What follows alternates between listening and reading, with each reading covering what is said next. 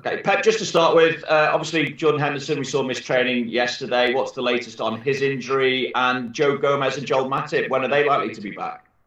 Joe will train hopefully Friday already with the team to prepare the Arsenal game. Joel will be long out. He has hamstrings, so it will take another 2 weeks. Hopefully international break will solve that one, so he's ready after for the Everton match. And Hendo is a little bit difficult. We have to see it, but for sure not tomorrow. And Arsenal will be tight, but let's see day by day. What's the nature of Jordan's injury? Rec fam. And so it's just you've got to take it day by day. I take it, yeah. Yeah, for sure not tomorrow. Let's hope Arsenal will be fit. That's it. Obviously, it looks like Thiago settled in very quickly the way he was passing the ball in the second half against Chelsea. But is this the opportunity now to give him his first start and Diogo Jota his first start, or do you wait till Arsenal? No, yeah. Let's start with Thiago. Good teams need good players, and we're really happy that he's with us because this team, especially this team, deserves a player like him because he will make sure that we keep evolving.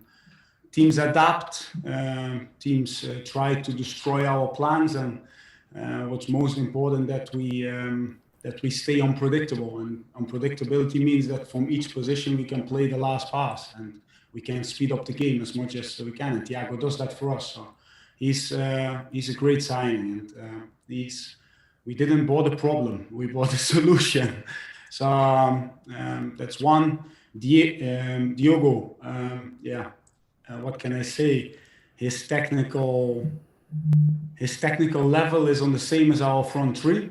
He has so much future in his feet, and he will have a great pathway inside our club. And he's like a pressing monster, so he will fit in straight away. For tomorrow, I can only say that the good thing over the last years was this group created a mentality, the whole team, to see each next game as a final. And we're the team who will represent us. It will be a good team. It will be a strong team. They will show hunger. They will show desire to put our game in place. And that's what I can say about team selection, to be honest. Well, Pep, even with the numbers in your squad and the way that you've strengthened this summer, how realistic or unrealistic is it to think that, particularly given the current climate as well and the condensed nature of this season, how realistic is it to think that you can have success in domestic cup competitions as well as being successful in the Premier League and progressing in the Champions League? We want to attack each competition. But that's what I just said. In football, you cannot think far ahead, especially not this season, because it will be game after game after game. It will be each 3 days we will play until January. So it will be a Christmas period from now on. And luckily, we had a good preseason, so we're prepared for that. But what I already said, this team has the mentality to just focus on the next game, and that's what we do. We concentrate to play against Lincoln. A club with a great journey so far, especially the last 4 years with 2 promotions. A team who's top of the league at this moment. A manager with lots of experience, even in the Premier League as assistant. And now we really look forward to this game. And again, we want to attack this competition. And as each game what's in front of us, but we have to do the right things in the right moments. And just finally for me, Pep, Frank Lampard said that he thinks it's important that the Premier League as a collective looks at supporting the EFL, the leagues below, and grassroots football. What are your thoughts, particularly given stadiums will be closed to fans for longer now? That also impacts financially on Premier League clubs, of course. A healthy economy only exists if you try to help the ones who need the most. So, yes, of course. We should all think about this. It has to be like a common approach, not just Frank or Jurgen or Liverpool of Chelsea. There has to be like all clubs, the federations, the league. It's always about helping those who need. That creates like a healthy economy, and in this case, a healthy economy in football. And that's what we have to strive always. And life is a team sport, I would say. Thanks, Pat. Thank you very much. We go to Ian Abrahams for TalkSport. Ian. Yeah. Hi Pep, how are you? Good, yeah, super. I just want to take you back to what you said about competitions. You want to attack every single competition, the League Cup, FA Cup, the League, Champions League. But surely you have to prioritise some cup competitions over another, because it is a very congested schedule and you're not going to be able to play and win every single competition this year. We will try. But the most important thing is that how we selected our squad, how we evolved our squad over the last years, gives us every year more possibility to attack each competition. So that was the great example. Last year, and even the year before, I think, we spoke about talent. Do we give them opportunity? No, this phase is gone. These players who were talents at that moment are players who are represent the position inside our squad, have a very important role to play. So we feel that that we already, what I just said already, the team tomorrow will be a strong team. I think some of you guys will be surprised, to be honest. You brought a lot of players in. What about players like Ryan Brewster, who's been linked with move away from the club? Is it best for his development to leave Liverpool Football Club at the moment, or is it best for him to stay and almost like Phil Foden at Man City, just play a little bit every year? Yeah, we're sitting here in the boardroom. You can't see that, but these things have to be discussed in the boardroom without the press, of course. So we cannot discuss transfer policy here or ideas with the individuals just before the transfer deadline. And one last one from me. We saw last night with West Ham, their manager and a couple of players testing positive, İlkay Gündoğan, this week at Man City as well. This is still a very dangerous time for COVID-19. We've seen that Leyton Orient players were tested thanks to Tottenham Hotspur, and their game in the end had to be called off. How appreciative are you that at the moment you're still very much playing football, but at a very, very dangerous time in this country? Yeah, I can speak for myself, but we all have real concerns, not just football, but especially society. I think the main thing is to keep discipline. That's the main thing. And if you look into Melwood example, what we did, it's almost like a hospital in here in terms of how we treat the players and how we protect the football and our club and our players. But everybody forgets that the reason why we do it is to protect our vulnerables. Example, our kitman, or inside our structure, these people. That's why we have to stay disciplined, to protect Graham, to protect the people around us. And of course, we want to protect the brand of football and we want to play, and the fans are still there. They just not in the stadium, but we still have to entertain them, and the food is still going. But the main reason why we have to keep discipline and we are also concerned is because of these people. And that's, I already said, life is a team sport, and to fight COVID is a team sport. And this is what we strive to. That's why we try to be as disciplined as possible and create a safe and secure environment, even in this game. That's why we said we want to help you guys by testing, because testing is very, very important. Thank you very much, Ian. And we'll go to Carl Markham from Press Association. Carl. Hi, Pep.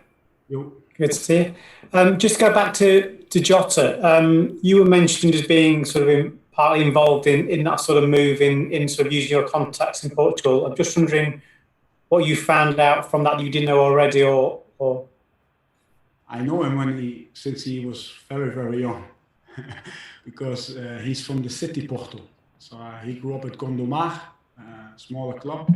We played against each other, I think, but when he was young, and then he came through at Passos de Ferreira. In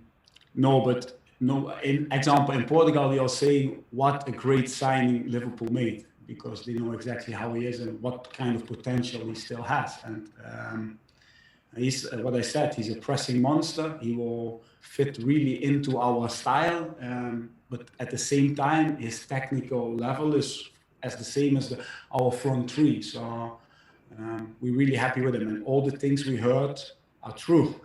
He is a very professional, very dedicated, passionate, brave player, and yeah. And you said we might be surprised by the team selection tomorrow night, suggested it's saying it'd be a stronger team, but this competition has traditionally been an avenue for some of those younger players to get pitch time. So how important it is to be able to utilise it for them as well? It's about how can I say? It's about finding a team who feels the responsibility to tomorrow give everything, and finding a good balance in this. And I said already last year, in these competitions, it's a great moment where you can combine experience with talent, what makes each other stronger, the fire of the young players, the risk of the young players, the braveness, what we need tomorrow, because we're going to play against a side who will defend deep, who's ready to counter-attack, has real speed on the wings and real technical players on the inside. But set up for a good counter-attacking game. They scored 5 goals already, example, this season from counter-attacks. And at the same time, when they play, they really play. But what I'm trying to say is that the team we have to put into place tomorrow has to be a team who is very well prepared. And if you have only 3 days in between 2 games, you have to use the time very wisely. You have to prepare a team, and sometimes it's really interesting to prepare a team from day one after the last game, and that's what we try to do. Thank you, Carl. I think we've got Neil Jones and then James to finish in the open, then we'll go to the embargo section. For the guys in the embargo section, if you want to use the hands up mechanism, also drop me a WhatsApp so I know who to start with when we get to that. But Neil Jones, I think, next. Neil? Hi, Pep, you okay? Hey, Neil. All good. Want to ask about Fabinho playing at centre-back. I know you're such a big fan of him as a midfielder, but what does he bring as a centre-back, and does that help you stay one step ahead tactically, that you can drop him back in certain games and play him there? It shows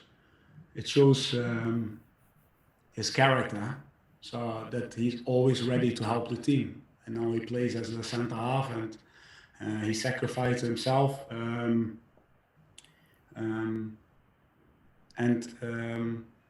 If you saw the difference between the Leeds game and the Chelsea game, I think it's also a big compliment, the last game against Chelsea, of our last line.